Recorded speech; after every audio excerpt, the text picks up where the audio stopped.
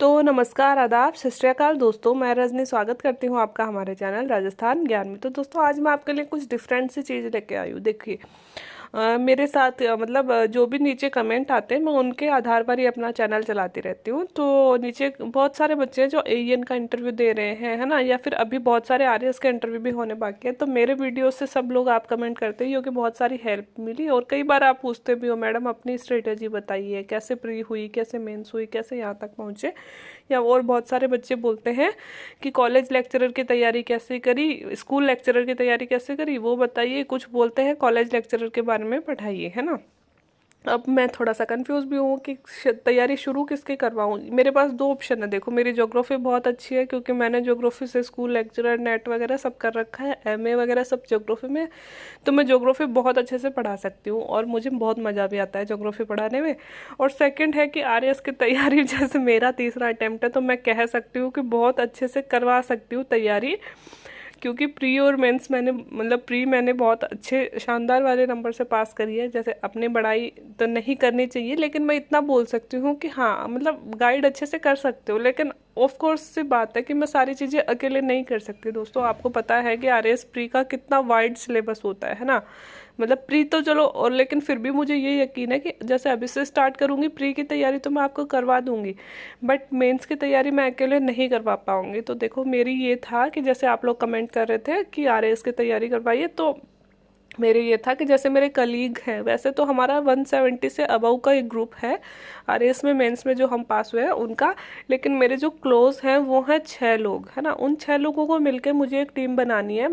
हम लोगों ने आपस में बात भी कर रखी है। तो 6-7 लोग हैं दोस्तों मेरी टीम में, तो उनको मिलके एक टीम बनानी थी। और कि हम सब मिलके, जैसे मैंने कुछ पढ़ा दिया, उन लोगों ने अगर एक एक घंटा भी मुझे चैनल के लिए दे दिया, एक एक सब्जेक्ट, क्योंकि बहुत माइंडेड लोग हैं, वो बहुत इंटेलिजेंट है और मेरी तरह ही बहुत एक्सपीरियंस्ड भी हैं, तो बहुत अच्छे से वो लोग पढ़ा सकते हैं।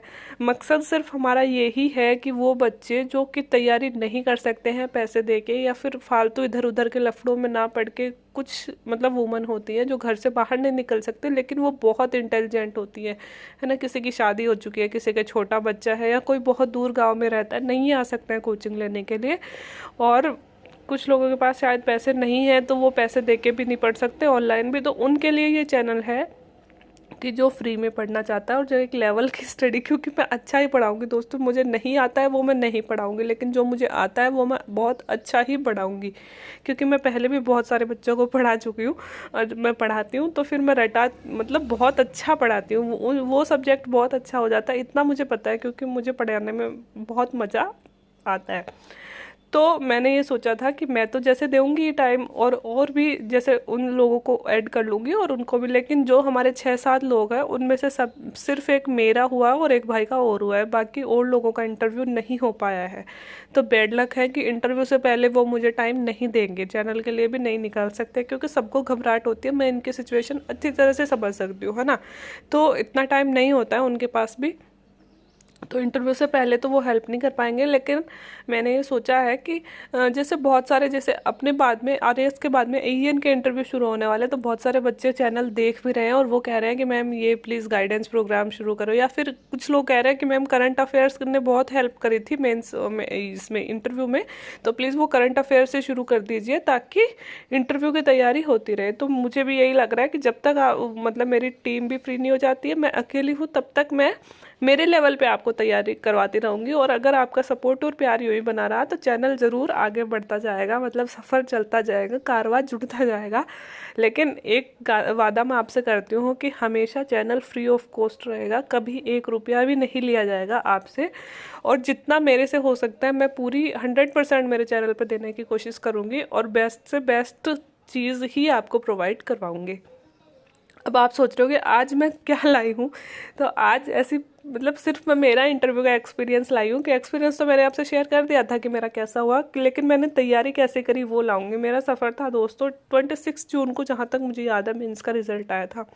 अब रिजल्ट आ गया, पास हो गए। अब आपको पता है वैसे 3rd अटैम्प्ट है मेरा, 2 बार मेंस लिख चुकी हूँ लेकिन क्वालिफाई नहीं हुआ था, क्योंकि मुझे मैथ्स नहीं आती, और मैथ्स थी तब तक मेरा पाला पार नहीं पड़ी, भाई मुझे नहीं आती तो नहीं आती, है ना।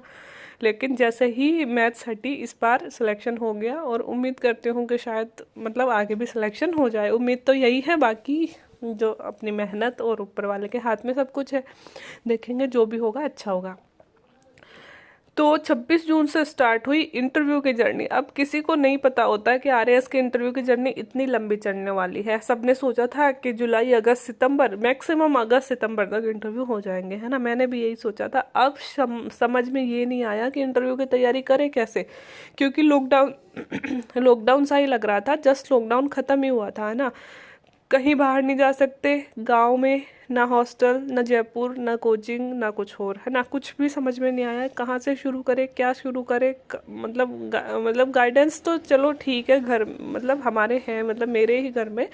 हाँ, मैं आपको एक चीज़ और शेयर करना चाहती हूँ कि जो मेरे भाई बहन हैं, मतलब सभी इसी फील्ड में हैं। तो बहुत सारे लोग हैं जो इस फील्ड में हैं, मेरे ही रिलेटिव्स ही हैं, भाई ही हैं, भाभी भी हैं, बहन भी है।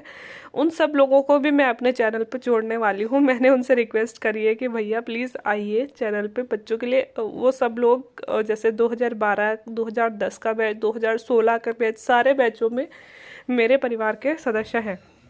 उन सबसे मैंने रिक्वेस्ट करी है कि आइए और प्लीज़ मेरे चैनल पे आप लोग बच्चों को चाहे तो मोटिवेट कर दीजिए, चाहे अपनी स्ट्रेटेजी बताइए, प्लस लेकिन प्लीज़ वीक में एक बार आप लोग भी बच्चों को मोटिवेट कीजिए। क्योंकि मैं खुद डिप्रेस्ड हो जाती थी पढ़ते पढ़ते बहुत बार। तो कोई ऐसा कभी कुछ देख लेते हैं, किसी की बातें सुन लेते हैं, किसी की जर्नी सुन लेते हैं ना, तो बहुत ऐसे मोटिवेशन मिलता है कि यार वो कर सकता है तो मैं क्यों नहीं कर सकता, है ना। तो वो चीज़ मुझे फील होती है। मैं बहुत सुनती थी, मोटिवेशनल वीडियो भी बहुत सुनती थी, है ना। कई कई नहीं होते, 5 बार फेल हो के आईएएस कैसे बना, वैसे वाले वीडियो मैं बहुत सुनती हूँ। कभी संदीप माहेश्वरी सुनती हूँ, कभी कलाम सर सुनती हूँ, कभी कुछ, मैं बहुत सारी चीज़ें सुनती हूँ। क्योंकि भाई इतनी आसान नहीं है जर्नी। बोलने वाले कह देते हैं कि फर्स्ट बार में ही पास हो जाते हैं होने वाले लोग, लेकिन वही हो जाते हैं, बिल्कुल होते हैं लोग, रिकॉर्ड भी बनाते हैं। लेकिन जो नहीं होते हैं उनकी जर्नी जो हो जाते हैं उनसे भी हार्ड होती है, और बहुत दुनिया के ताने सुनने पड़ते हैं, बहुत धक्के खाने पड़ते हैं। और आरएएस तो टाइम भी बहुत लेती है। एक वैकेंसी 3-3, 4-4 साल बाद आती है। तो बहुत बार आप बहुत लो फील करते हो, लगता है बस अब रोक दे यहीं सब कुछ और जी ले सामान्य ज़िंदगी जैसे और लोग जी रहे हैं, कर लेते हैं कोई और नौकरी, टीचर बन गए या जो भी बन गए। लेकिन नहीं छोड़ा, चलता रहा, सफ़र चलता रहा। और आज ऐसा लगता है कि शायद सक्सेसफुल कुछ मतलब परिणाम मिल गया मेहनत का, और कुछ मिलना बाकी है। तो लगता है कि हो जाएंगे, जो मंजिल पानी थी वो मिल जाएगी। तो दोस्तों वो ही शेयर करना चाहती हूँ कि आप यकीन नहीं करोगे। एक तो मेरी बहुत गंदी आदत है, मैं लिख लिख के सब कुछ पढ़ती हूँ। तो मैंने इतनी कॉपियाँ भर दी, मम्मी तो हंसती रहती थी कि इंटरव्यू की तैयारी कोई ऐसे करता है क्या, लेकिन मैं करती हूँ। मैं हर चीज़ को लिखती हूँ, और उसके बाद में जैसे सब लोग कहते हैं मिरर प्रैक्टिस कीजिए, बिल्कुल मिरर प्रैक्टिस करो, बिल्कुल वीडियो कॉल करो। जैसे वीडियो हमने तो ग्रुप बनाया था, वो सब मैं सफल होने के बाद में करूँगी कि किस तरह से हम मतलब एक ऐसे ग्रुप बनाओ, वो सारी चीज़ें मैं आपको बाद में बनाऊँगी। लेकिन बिल्कुल दिन में 1 घंटा आप बोलो, ये बहुत ज़रूरी है। लेकिन सारे टॉपिक्स कैसे तैयार किए वो वीडियो अब आप देखिए। ये शुरू होता है जून से सफ़र, जून से लेके मेरा इंटरव्यू हुआ है 15 अप्रैल को, तब तक का। तो देखिए कितनी कॉपी भरी है, 1 2 3 4 5 कॉपी भरी है। अब इसमें मुझे नहीं पता था क्या शुरू करूँ। उस टाइम कोरोना चल रहा था, कोरोना से ही स्टार्ट हो गई। देखिए पहले पहले मैंने लिख रखा है साक्षात्कार क्या होता है, साक्षात्कार के उद्देश्य क्या होते हैं, आरोग्य सेतु क्या है, कवच क्या है, नाड़ी क्या होता है। ये सभी उससे रिलेटेड इनिशिएटिव थे, कोरोना से रिलेटेड इनिशिएटिव थे ये सारी चीज़ें। फिर रफाल और हैमर क्या होता है, जो टॉपिक पेपर में मिलते वही लिखने लगते, जो टॉपिक वीडियो में सुनते। ये देखिए कि ये मैंने लिखा था कोर्ट क्या अवमानना क्या है, उस टाइम बहुत चल रहा था, लग रहा था इंटरव्यू अभी हो जाएगा। सहकारिता क्या होती है, फिर तब तक दोस्तों मुझे ये भी नहीं पता था आरएएस क्या होता है, एसडीएम के मतलब आरएएस पता था, एसडीएम भी पता था ऐसे कि एसडीएम बनने का तो सपना ही जैसे देखा था। लेकिन ऐसे मतलब पर्टिकुलर क्या क्या कार्य एसडीएम के होते हैं, क्या क्या एसडीओ के होते हैं, क्या क्या एसीएम के होते हैं, सारी चीज़ें देखो मैंने लिख लिख के याद करी। पर्टिकुलर इनमें माइनर माइनर डिफरेंस क्या होता है ना। एसडीएम में जुडिशियल मजिस्ट्रेट में क्या डिफरेंस होता है, फिर देखिए क्या क्या मतलब सब कुछ जो भी पेपर में आता था, वीडियो में सुनते थे, डिस्कस करते थे, सब कुछ लिखा है। फिर लास्ट पेज पे तो आप मेरी अलग ही चीज़ें देखो, कहते हैं ना जो लास्ट पेज पे अगर किसी का व्यक्तित्व आपको जानना हो तो उसकी कॉपी का लास्ट पेज खोल लीजिए, और मेरी कॉपी के लास्ट पेज पे आपको अलग ही टाइप की चीज़ें मिलेंगी, कुछ ऐसी चीज़ें लिखी रखती हूँ मैं कि आप देखोगे तो कैसे बनते हैं आरएएस, क्या बोलना है, इंट्रोडक्शन खुद का, ये सारे मेरे इंट्रोडक्शन है। कैसे मैंने नेट क्वालिफाई, मतलब ठीक है आपने नेट क्वालिफाई कर लिया, ये कर लिया, तो फिर आप इस फील्ड में क्यों आना चाहते हो, यही सब लिखती थी मैं। ये मेरे दूसरे नंबर की कॉपी स्टार्ट हो गई, और इस कॉपी में मैंने, एक सेकेंड, इस कॉपी में शुरू हुआ है नाथुल्ला दर्रा, चीन वाले विवाद। और आप देखोगे ना मॉक्स में भी यही सारे क्वेश्चन पूछे गए थे, काम तो बहुत आया, मेहनत। ये देखिए क्या क्या लिख रखा है, मधुबनी पेंटिंग के बारे में लिख रखा है, दिन रात कैसे बनते हैं, ये सब कुछ।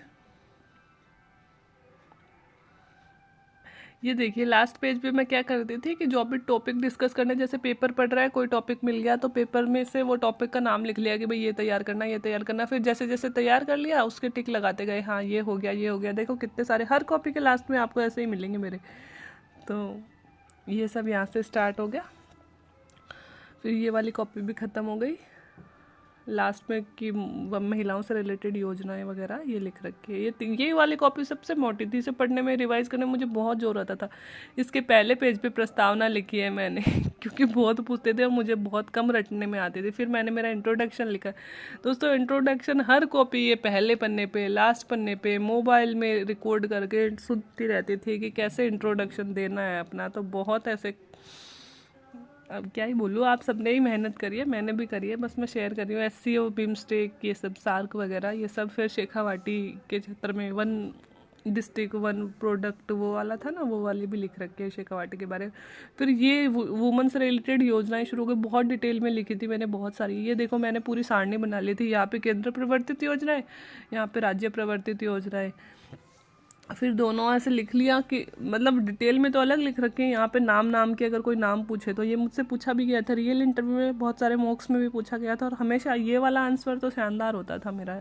इस वाले में भी बहुत शानदार था मेरा ये वाला आंसर। तो रियल जो इंटरव्यू हुआ था ना उसमें भी अच्छा था। ये सारी बजट में महिलाओं के लिए क्या क्या किया गया, ये सब लिख रखा था। ये सारे टॉपिक्स ही हैं करंट के, जो हम वीडियो कॉल पे डिस्कस करते थे, वही सारे टॉपिक हैं ये तो, है ना।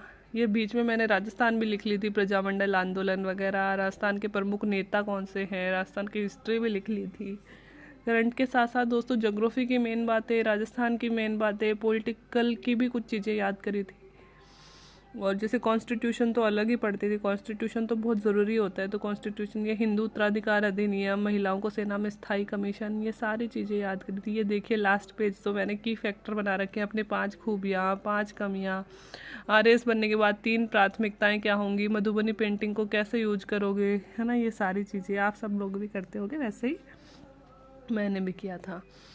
और ये टॉपिक कि कौन कौन से टॉपिक तैयार करने हैं, कहाँ क्या तैयार करना है, क्या लिखना है आप सोच रहे होगे इंटरव्यू की तैयारी ऐसे कौन करता है, लेकिन सबका अलग अलग होता है। मैंने करी थी इस तरह से ही ये सारी चीज़ें। पुलिस, राजस्थान का पुलिस प्रशासन में क्या कमियां हैं, क्या सुधार किए जा सकते हैं, तो ये सारी चीज़ें तीसरी वाली कॉपी में लिखी थी। अब ये चौथी कॉपी है जो लेटेस्ट बनी थी। इसमें जब अब मेरा टीचर में सिलेक्शन हो गया था फर्स्ट ग्रेड में, तो अब मेरे एक और नई चीज़ इंटरव्यू के लिए ऐड हो गई थी। तो वो मैंने मिड डे मील क्या होती है, RTE में टीचर, शिक्षक और छात्र का अनुपात क्या होता है, कितने घंटे पढ़ाई करवानी, ये मैंने पहले पन्ने पे लिख लिए थे कि ये ज़रूर पूछेंगे अपन से और पूछा भी गया था बहुत सारे मॉक्स में। तो यही फिर हमने टॉपिक तैयार किया। जैसे एक भैया थे हमारे, उन्होंने फिर से जैसे नई तरह से तैयारी शुरू हो गई थी जनवरी से, क्योंकि इतने दिन तो बीत गए, अब नए इंटरव्यू होंगे। तो राजनीति विज्ञान में कौन से टॉपिक तैयार करने हैं, और अर्थव्यवस्था में क्या करना है, करंट के क्या हैं, भूगोल के क्या हैं, ये सब उन्होंने बताया था कि ये वाले टॉपिक पे अब अपन पढ़ाई शुरू करेंगे नए सिरे से। और नए सिरे से इन पे हमने फिर डिस्कशन शुरू किया था। केस स्टडी लिख रखी है कितनी सारी, सामाजिक मुद्दे। अब इनसे बाहर बताओ क्या जाना था इंटरव्यू में। तो मैं ऐसे सोच रही थी अपन ने जितनी तैयारी करी है उतना ही भयानक इंटरव्यू भी अपना होना चाहिए, लेकिन वो कोई एग्ज़ाम थोड़ी है, वो तो इंटरव्यू है, उसमें तो पूछते वही है जो उनके मन में आता है। पर फिर भी अच्छा था, मतलब बिल्कुल तैयारी का फल मिला है। और इंटरव्यू बहुत ही स्मूथ चला, नहीं तो बहुत घबराहट होती थी कि कैसे देंगे क्या देंगे, पर अच्छा गया था। ये सारी चीज़ें ऐसे ही। कोरोना में सरकार ने क्या क्या योजनाएं चलाई थी, प्रस्तावना में विदेशी क्रांतियों का क्या योग, जहाँ कुछ सुनती थी वही लिख लेती थी, ओ ये भी आना चाहिए, ये भी। इंदिरा गांधी जी की पूरी जीवन कहानी, मैंने इंदिरा गांधी जी को कभी इतना नहीं पढ़ा था जितना आप पहली बार इतना पढ़ा है। तो सपने भी मुझे इंदिरा गांधी जी के आने लगे थे, इतनी। दयानंद सरस्वती, दीनदयाल उपाध्याय, ये सब कुछ। और ये लास्ट पेज पे इस कॉपी के पूरा सीकर तैयार, मैंने ज़िंदगी में सीकर को कभी इतना नहीं पढ़ा। ये तो दोस्तों टॉपिक्स हैं जो मैंने इस कॉपी में लिखे हैं, है ना, कि ये पढ़ना, ये पढ़ना, ये पढ़ना, ये कर लिए। और फिर मैंने इसमें शेखावाटी तैयार किया था। ज़िंदगी में इतना शेखावाटी मैंने कभी नहीं पढ़ा जितना आप पढ़ा है। पहली बार सीकर को इतने करीब से मैंने जाना है। इसीलिए कहते हैं इंटरव्यू जो होता है वो अपनी पर्सनैलिटी को निखारता है। एक अलग ही तरह की तैयारी होती है। इतने दिन मैं किताबी दुनिया में थी, इंटरव्यू की तैयारी करने जब से लगी तब से जाना कि अपने आसपास में क्या हो रहा है, क्या कमियां हैं, क्या सुधार करना चाहिए। तो इंटरव्यू की जो तैयारी और जो जर्नी थी ना, मैंने तो बहुत अच्छे से जिया है। और हर दिन सपना लिया है, आरएएस बनेंगे, एसडीएम बनेंगे। पता नहीं बनेंगे नहीं बनेंगे, लेकिन ये जो जर्नी थी ये बहुत खूबसूरत थी। और आप सब लोगों की भी ऐसी ही होगी, और दुआ है कि सबकी उम्मीदें पूरी हो जाएं जिसने भी बहुत मेहनत दी। सिर्फ सीकर चल रहा है मेरा। सीकर की समस्याएं क्या है, समस्याओं के रीज़न क्या है, सीकर में कनेक्टिविटी कैसी है, फिर समस्याओं को ऐसे भी अलग अलग बांट भी रखा है मैंने। तो सीकर से रिलेटेड कोई न्यूज़ आती थी वो अलग से लिखती थी। और ये लेटेस्ट कॉपी दोस्तों जो करंट अफेयर्स बनाती थी वो मैं आपके साथ भी शेयर करती थी। तो वही सारी अब्दुल कलाम जी पढ़ा था, उनके फ़ोटो बना दी पढ़ते पढ़ते। और ये करंट अफेयर जो आपके साथ भी शेयर करती थी। ये जो पेज है ये मेरा इंग्लिश लिटरेचर रहा था, उसकी तैयारी है। सिर्फ एक पेज कि शेक्सपियर क्या है, क्या क्या किताबें थी, शेक्सपियर का योगदान, जॉन मिल्टन ने का क्या योगदान है, और जॉन मिल्टन के कौन से। सिर्फ एक पेज इंग्लिश लिटरेचर का पढ़ा था मैंने, इसी में से पूछते हैं। और ये उस दिन गणगौर था दोस्तों, गणगौर पढ़ा था मैंने। गुड़ला क्या होता है, गणगौर के गीत वीत सब पढ़ लिए थे मैंने, कि जिस दिन मेरा इंटरव्यू था ना उस दिन गणगौर का त्यौहार था, तो मैं गणगौर को भी बहुत अच्छे से तैयार। ये मेरी एक कॉपी है जो मैंने ऐसे दिखा दी। मेरी क्या आदत है, मैं की फैक्टर तैयार कर लेती हूँ जो भी मैं कुछ पढ़ती हूँ, वो की फैक्टर फिर मैं मतलब लास्ट दिन रिवाइज करके, डेली जो पढ़ती हूँ ना उससे पहले मैं ये की फैक्टर रिवाइज कर लेती हूँ। देखिए RTE क्या होता है, इसका छोटा सा लिख लिया। ये नेट ज़ीरो क्या होता है ये लिख लिया। RT की कमियां क्या होती हैं, ये सारी चीज़ें मैं छोटी छोटी बना के लिख लेती हूँ। फिर मैं इनको डेली सुबह पढ़ने से पहले एक बार इनको रिवाइज कर लेती हूँ, ताकि ना ये चीज़ें फिर मुझे मुख्य ज़बानी याद हो जाती हैं। मेरी आदत ही है ऐसे लिख लिख के याद करने की, मैं क्या करूँ। बट मुझे इनसे बहुत फ़ायदा मिलता है। आप लोग भी ट्राई कर सकते हैं अगर कोई फैक्ट्स ज़्यादा याद करना चाहता है। तो लास्ट में जो भी इंपॉर्टेंट चीज़ें लगती थी हम डिस्कस कर रहे हैं, कुछ पढ़ रहे हैं। ये सारे जो अभी लेटेस्ट नियुक्ति है, राष्ट्रपति तक का नाम भी लिख रखा है मैंने, पता नहीं घबराहट में कभी भूल जाए। ये सोलर एनर्जी वगैरह कितनी क्या हो रही है तो मुझसे पूछा भी गया था।